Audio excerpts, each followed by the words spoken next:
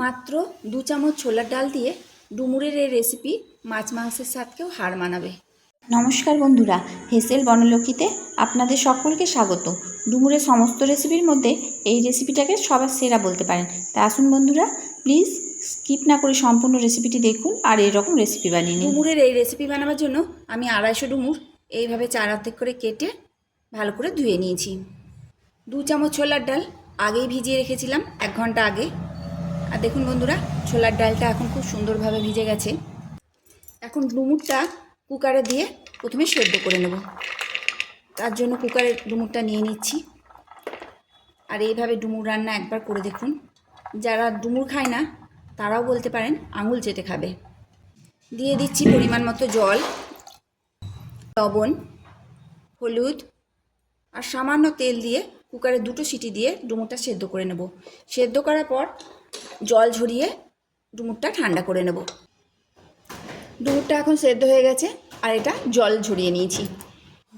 ঠান্ডা হয়ে যাওয়া ডুমুরটা এখন মিক্সার গ্রাইন্ডারে বেটে নেব।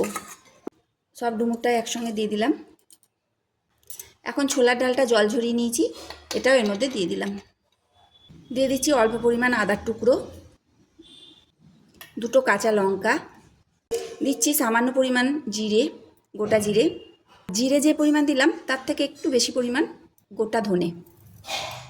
এখন এটা মিক্সার গ্রাইন্ডারে বেটে নেব। 2 চামচ জল দিয়ে ডুমুরটা খুব ভালোভাবে বেটে নিলাম।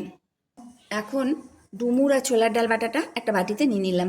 এর মধ্যে দিয়ে দিচ্ছি পরিমাণ মতো লবণ, দিচ্ছি হলুদ, অল্প চিনি আর দিচ্ছি 1 চির গন্ধরাজ লেবুর রস। গন্ধরাজ লেবুর রস দিলে খুব ভালো খেতে লাগে, তাই আমি দিলাম। হাতের কাছে না থাকলে আপনাদের দেওয়ার দরকার নাই, এখানে একটু আমচুর গুঁড়ো দেওয়া যেতে পারে।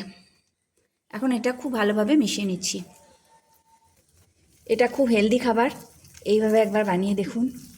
ডুমুরের পুরো আয়রন এবং ছোলার ডালের যে প্রোটিন পুরো একসাথে শরীরে ঢুকবে। খেতে তো খুবই ভালো লাগে, তাই অবশ্যই একবার বানিয়ে দেখুন। এইভাবে খুব ভালোভাবে এটাকে ফেটিয়ে নিতে হবে। যত ভালোভাবে ফেটানো হবে খেতে তত ভালো হবে। আমি এটা খুব ভালোভাবে ফেটিয়ে নিলাম।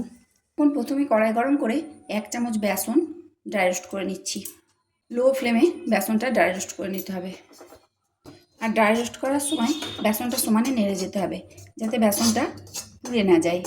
2 মিনিট লো ফ্লেমে বেসনটা ড্রাই রোস্ট করে নিলাম। এর থেকে আর বেশি ভাজবো না, এখন এটা ঢেলে রাখতে হবে। বেসনটা ঢেলে রেখে ওই কড়াই দিচ্ছি সর্ষের তেল। তেলটা খুব ভালো করে গরম করে নিতে হবে।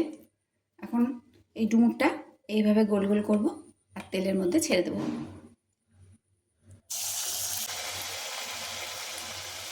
একটু গোল শেপে করলে দেখতে বেশ ভালো লাগবে। আর দেখুন বন্ধুরা, তেলে কেমন ফেনা হচ্ছে। এটা কিন্তু কাঁচা তেলে ছাড়ছি না, তেলে অনেকক্ষণ থেকেই ধুঁয়ো বেরোচ্ছিল। কাঁচা সর্ষে পেছানোর জন্যই এরকম ফেনা হচ্ছে, তার জন্য বোঝাও যাচ্ছে না কোপ্তাগুলো, ঠিক দেখতেও পাওয়া যাচ্ছে না। কিন্তু আন্দাজ করে ছেড়ে দিচ্ছি। যখনই রান্না চাপাই তখন এরকম ফেনা হয়ে যাচ্ছে, তাই ভুলেও কখনো কাঁচা সর্ষে পেছাবেন না। 2-3 মিনিট কোপ্তাগুলো তেলে ছেড়ে রাখার পর তারপর এগুলো উল্টে দিচ্ছি।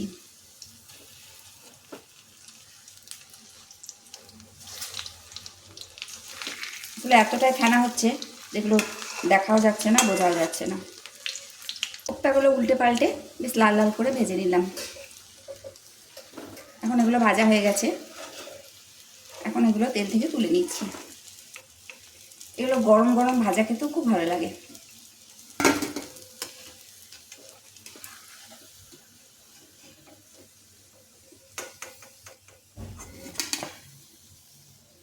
কোপ্তাগুলো কি সুন্দর হচ্ছে। সব কোপ্তাগুলো তুলে নেওয়ার পর তেলটা একটু ভালো করে গরম করে নিচ্ছি। এখন ওই তেলেই বাকি কোপ্তাগুলো ভেজে নিচ্ছি।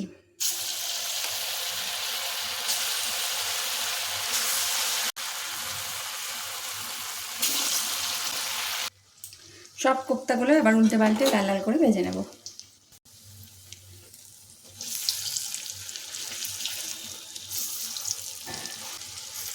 ডুমুরের এই রেসিপিটা একবার খেয়ে দেখুন, খেতে কিন্তু খুব ভালো লাগবে।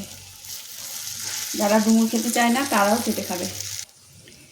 বেশি তেলে কোপ্তাগুলো সব ভেজে নিলাম।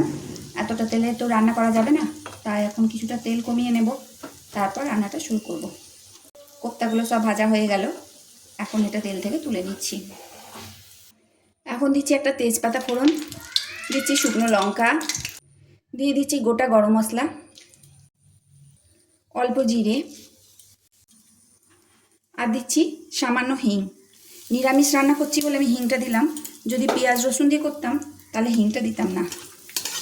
এখন ফোড়নটা একটু নেড়ে নিতে হবে। এখন দিচ্ছি আদা কাঁচা লঙ্কার পেস্ট,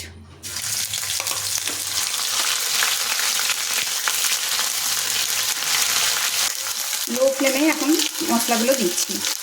আদাটা 1 মিনিট মতো লো ফ্লেমে নেড়ে নিলাম। এখন এর মধ্যে দিয়ে দিচ্ছি 2টো টমেটোর পেস্ট,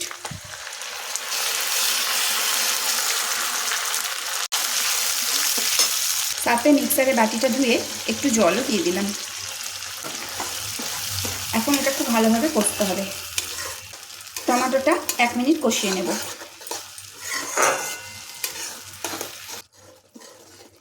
1 মিনিট টমেটোটা কষিয়ে নেওয়ার পর এর মধ্যে দেব 1/2 চামচ ধনে গুঁড়ো, 1/2 চামচ জিরে গুঁড়ো, পরিমাণ মতো হলুদ, দিচ্ছি কাশ্মীরি লঙ্কা গুঁড়ো, এটা অপশনাল, না দিলেও হবে, আর দিচ্ছি ড্রাই রোস্ট করে রাখা বেসন। এখন সব একসাথে খুব ভালোভাবে কষে নিতে হবে। বেসনটা যদি আগে ড্রাই রোস্ট করা থাকে তাহলে মশলা করতে বেশি সময় লাগে না।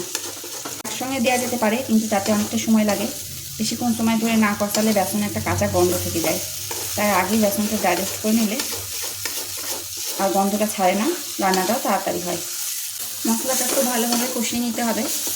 এখন কষতে কষতে এর মধ্যে দিয়ে দিচ্ছি পরিমাণ মতো লবণ আর স্বাদের জন্য চিনি। নিরামিষ রান্না যেহেতু, তাই চিনিটা দিতেই হয়। এখন চিনি আর লবণ দেওয়ার পরও একটুখানি কষিয়ে নেব।